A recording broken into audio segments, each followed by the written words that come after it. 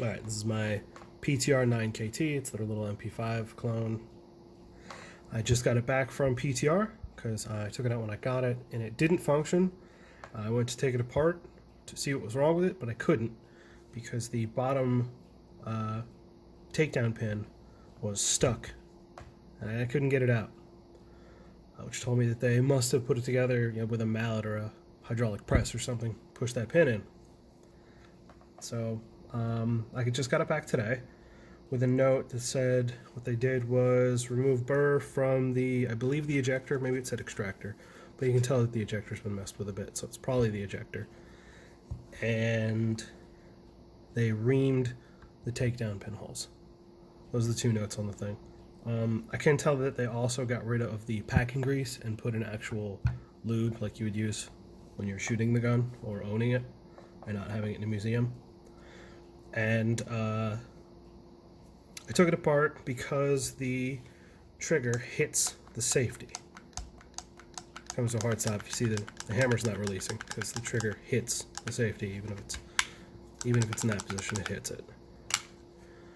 So took it apart to see what was wrong with it. I figured it out. I put up another video. As I said, you could see that the trigger hits the safety. So I made a video about that. I went to put the gun back together. I put the top trigger pin in, went right in, took the bottom trigger pin, tried to put it in, and it was giving me a lot of resistance. I didn't like that, so I took it apart, tried to put in the bottom pin, and the bottom pin went nowhere. Or this top pin. The top pin in the bottom hole didn't go anywhere. So I took the gun apart. You take the bottom pin, or the top pin, and place it in the bottom hole here.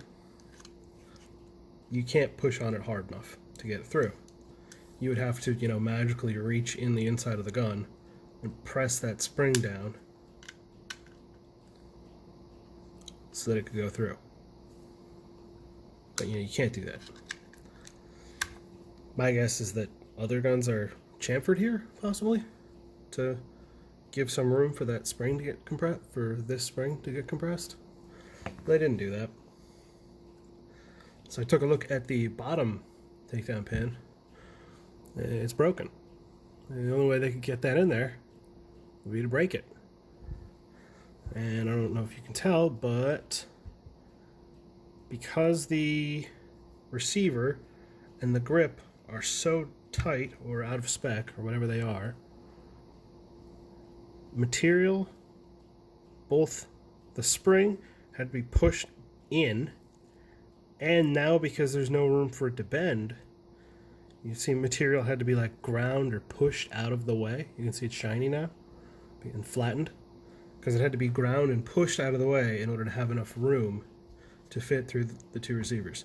So I guess you could, smack it with a mallet to get it in there, but you have to break a pin.